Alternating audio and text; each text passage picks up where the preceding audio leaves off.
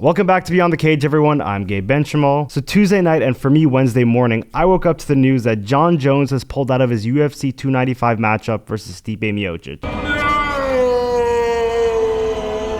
And that was definitely news that I was not expecting to hear. Because in pretty surprising news, Jon Jones actually tore his pectoral muscle. It happened when he was sparring and went for a takedown. There's actually a video of it too. Somehow the madness from UFC 294 has seeped its way into UFC 295. This fight was supposed to be in 2.5 weeks, but now it's delayed to at least 8 months. And in its place for the main event slot, we have Yuri Prochazka versus Alex Pereira for the light heavyweight title. But for the co-main, Dana White has cooked up a pretty good consolation prize with Sergei Pavlovich and Tom Aspinall for the interim heavyweight title. Now before we discuss the interim heavyweight title matchup, let's talk about Jon versus Stipe. Obviously, Jon getting injured, not good, especially considering that this was supposed to be one of his last fights ever. It also puts Jon and Stipe into a very interesting position in the heavyweight division. I'll expand on that idea a little bit later. And for Stipe, this is not good at all, considering that he's one of the most inactive fighters for being at the position that he is in the rankings. Because at this point, Stipe was 1 foot away from retiring. I doubt he's going to want to go up against the new generation of heavyweights and get absolutely smacked. So the Jon Jones fight was actually a good way for him to fight someone of his generation and make it competitive. And even luring Miocic out of his firefighting career to fight Jon Jones is not an easy task for the UFC at all. And another unfortunate thing about this fight is that Jon was supposed to fight in his home state of New York. Yeah, he lives in Albuquerque, New Mexico, but he's a tri-state area guy. Overall, it's a shame that we lost this matchup considering that these two guys are the GOATs of their own division. But in the place of these two iconic fighters, we have Sergei Pavlovich and Tom Aspinall. I think the UFC was going to make this fight regardless because for both guys to agree on 3 weeks notice to fight each other for a title in MSG, that's not an easy task to pull off, so I assume the UFC was planning on booking these two guys for a heavyweight main event fight night. But if we want to take a quick look at that matchup, it's a very intriguing fight. Sergei has knocked out 7 out of his last 8 opponents in the first round. And these aren't bad opponents either. We're talking Curtis Blades, Tai Tuivasa, and even Derek Lewis. And Tom has finished every UFC fight that he's won. He's not just knocking out guys, he's getting the submissions as well. With guys on his resume like Alexander Volkov, Marcin Tybura, and Sergei Spivak, he's definitely skilled. One of the craziest stats that I found online is that both of these two heavyweights are in the top 5 average shortest fight times in the UFC ever. And the majority of the time, they're the ones finishing the fights. But even though this fight is for the interim championship, there's a pretty good chance that one of these two guys will be promoted to undisputed champion. I have a really good example for you guys. So I assume we all remember when George St. Pierre was going to make his return to the UFC in 2017, and instead of fighting at welterweight, he went up to fight at middleweight. Then middleweight champion Michael Bisping wanted to fight GSP but had to wait a bit. But other 185 contenders were getting sick of Bisping waiting out in GSP. So the UFC decided to book Robert Whittaker versus Yoel Romero for the interim title at UFC 213. Rob wins and is set to fight the winner of Bisping GSP. And that whole scenario was best for all parties involved. GSP and Bisping are two classic fighters that everyone loves and the UFC would love to put on that fight, and it gave up-and-coming contenders a chance to fight for a title. Everyone wins in this situation. Now what the UFC didn't know is that GSP was going to retire after claiming the middleweight championship, because George St. Pierre wanted to face Robert Whittaker after he won. However, he was forced into retirement due to ulcerative colitis. So then Whittaker got promoted to undisputed champion. You see the comparison I'm trying to make here? The UFC makes the interim heavyweight title matchup between Sergei Pavlovich and Tom Aspinall. Then they'll most likely wait for Jon Jones and Stipe Miocic to duke it out for the undisputed championship. If Jon wins and retires, the winner of Pavlovich Aspinall gets promoted to undisputed champion. If Jon wins and stays, he gets a chance to prove himself against the next generation of heavyweights. And the same idea applies if Stipe wins. I'm just using Jon as the example here. Overall, the UFC wins. They jumpstart the next generation of heavyweights by crowning one of them interim champion, thus giving them more marketability. But then they also get to keep the original undisputed heavyweight title matchup between two legends intact. And then if Jon or Stipe decides to say, the UFC gets to market a title unification bout between the new gen and the old gen. It's a complete win for everyone involved. I see this as an absolute win. But that's all the information we know of today. If you enjoyed this video, please do like, comment, subscribe, and share. I do appreciate it a lot. I'm Gabe Benchamal, and this has been Beyond the Cage. I'll see you guys in the next one. Peace.